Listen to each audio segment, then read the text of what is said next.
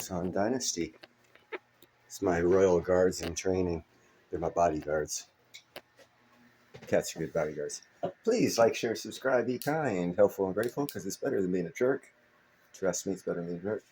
Buy some silver, some platinum, and some crystallized osmium. Not financial advice, but you'll be happy if you do. Look into the crystallized osmium. It's actually very lucrative. Oh yeah, like, share, and subscribe. Egypt. They deserve everything that's happening to them. Their greed, their selfishness as a nation. Anyhow, this report's about Egypt and the power problems they're having because of their own selfishness. This report is from First Post. Saudi Arabia and Libya help fund Egypt's gas purchases amid worsening power crisis. First Post. Shifting focus to North Africa now, where Egypt is battling a worsening power crisis. Now, the country is counting on foreign funds to tackle this problem. According to reports, Saudi Arabia and Libya have financed the purchase of gas cargoes worth at least $200 million to help Egypt ease the crisis. Riyadh reportedly financed 3 of the 32 LNG cargoes that Cairo has bought this year, which are worth around $150 million. And Libya financed 1 cargo in July worth around $50 million.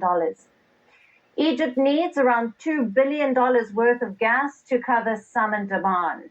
Cairo is facing a steep decline in its domestic gas output.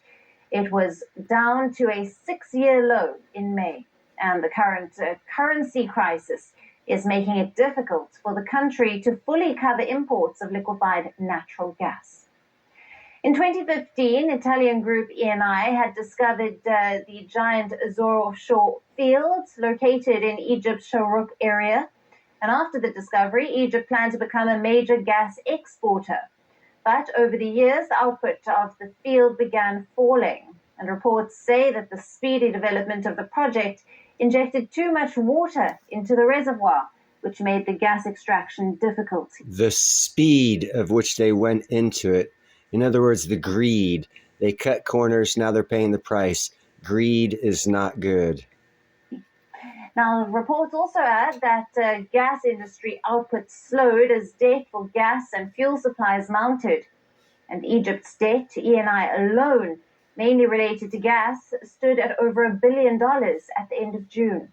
Now, last year, Egypt resorted to load shedding to keep its grid functioning amid a lack of gas supply and rising demand. The deepening energy crisis is also straining Cairo's budget as it grapples with a heavy subsidized bill. And the El-Sisi government boosted fuel and food subsidies this year as people struggle with the rising costs of living. Now, the move pushed the country's foreign debt to $154 million in May, close to all-time high of $168 million at the end of 2023. So power outages, inflation, and a weakening currency are pushing Egypt into one of its worst economic crises since Abdel Fattah al-Sisi took power in 2014. It is also fueling public discontent. A decade ago, power outages fed public anger that led to mass protests. And these protests ended with the downfall of Egypt's first democratically elected leader, the Muslim Brotherhood's Mohammed Morsi. Will the worsening power and economic crisis once again cause an uprising in Egypt, leading to another leader's downfall? Interesting questions indeed. Didn't Egypt join BRICS? You know, I'm still holding positive to the fact that every country that's joining BRICS is a crap hole country that's going down economically. Saudi Arabia, Egypt, just did a report on Egypt. Turkey, they're going down. Iran, they're going down. It seems like all the countries that are joining BRICS are waning on their economic cycle. In other words, they're ending their way of doing things, and it's going to crush their economies. So good luck to BRICS. Good luck to BRICS. You guys have a nice night. Remember, be kind, helpful, and grateful. It's better than being a jerk. Have a great night. Short one tonight.